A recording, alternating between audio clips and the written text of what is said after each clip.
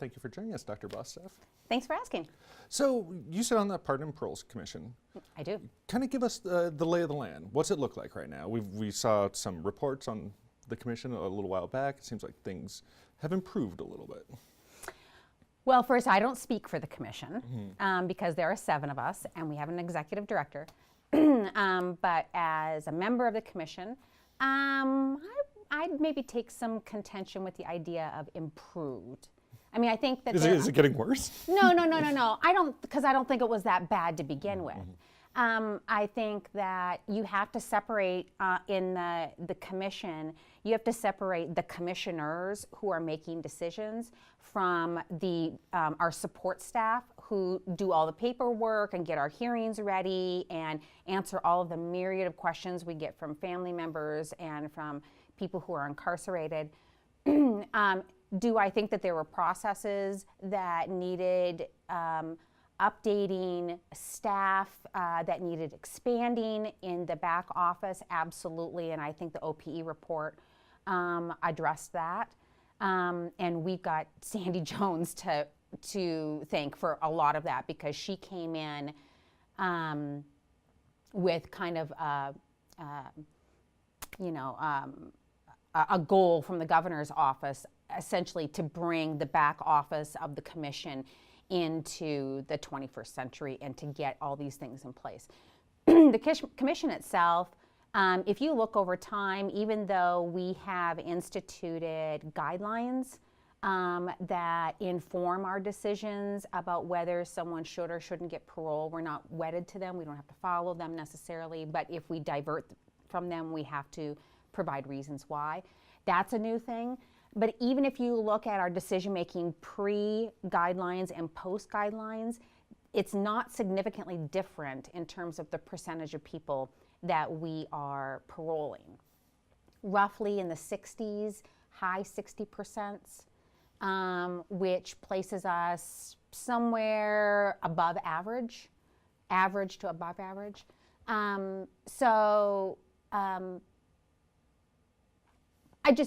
I think the connotation about improve is maybe not the right term. Have things changed? Have they evolved the way they should have maybe evolved earlier? Yes. Does that mean improved?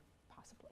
Where are they evolving to? I think whether it's through law and order or random interactions with the commission, it seems like you have one aspect of, I can look into that person's eyes and know what the outcome might be versus really data-driven decision-making. Are they evolving like one way or the other? I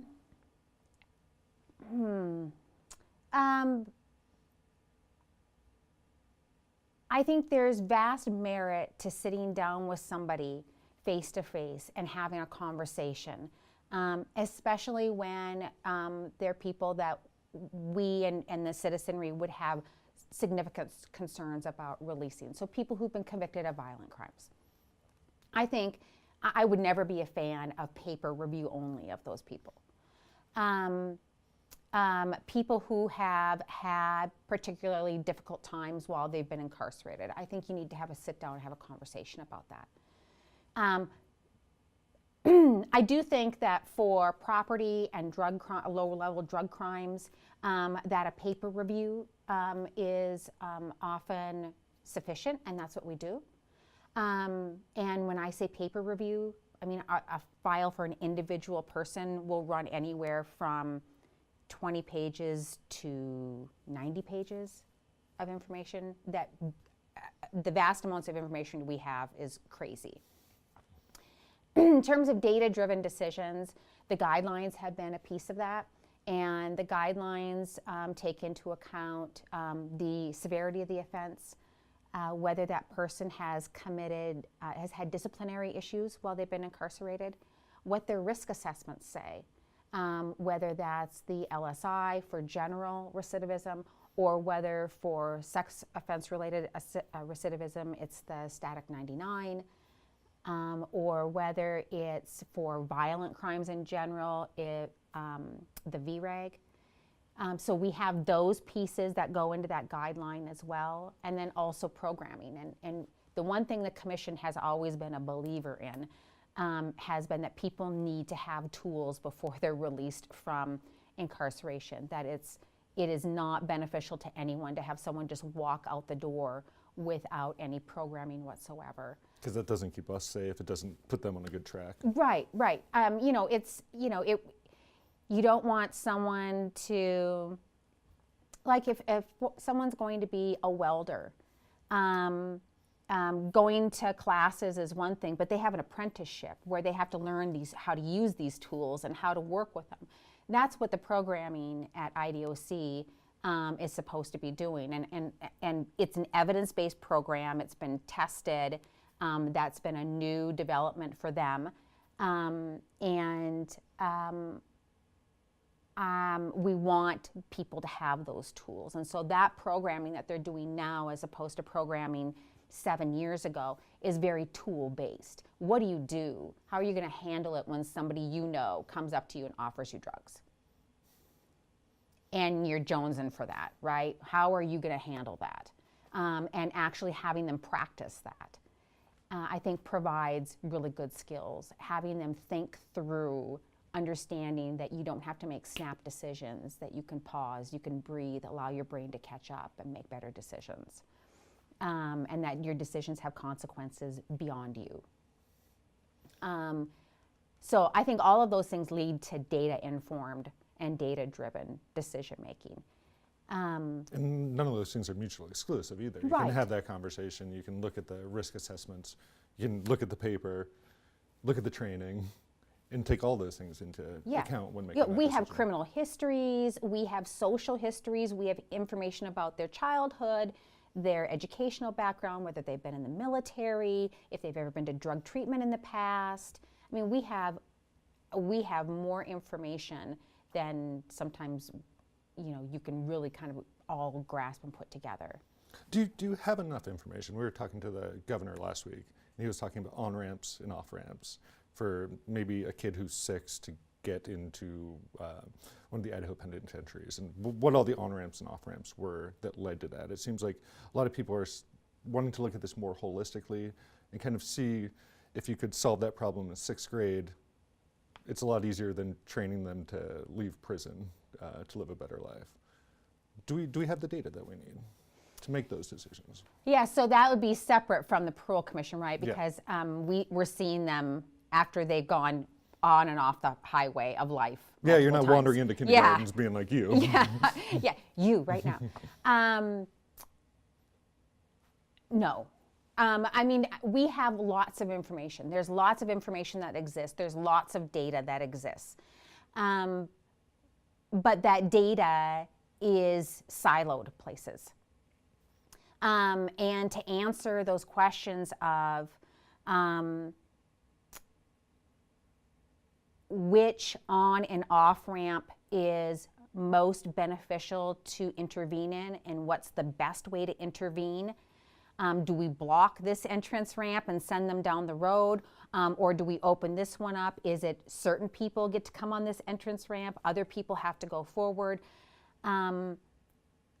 We don't have the connection across those siloed data to answer that question.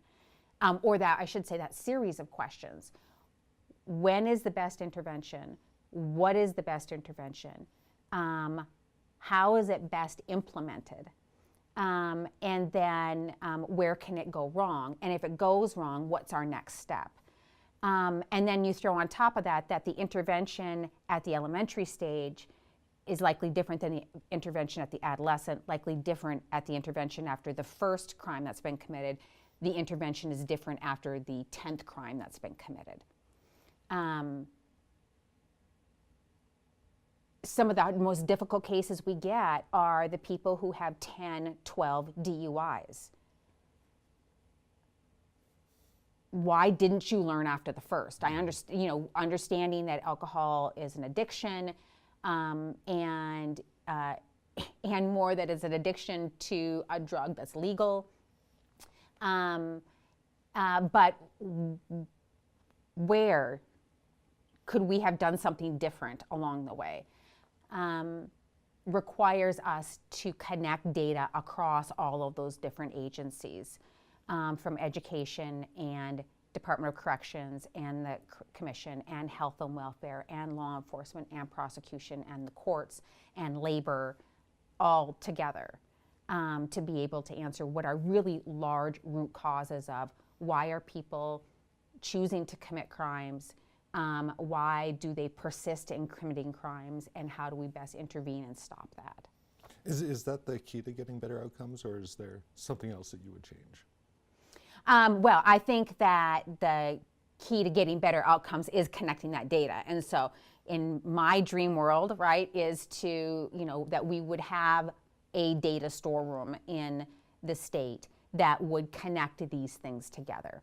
That would allow agencies to work together to answer questions, to get outcomes that allow us to evaluate whether what we're doing and what, even more importantly, what we're funding is actually having the outcomes that we need.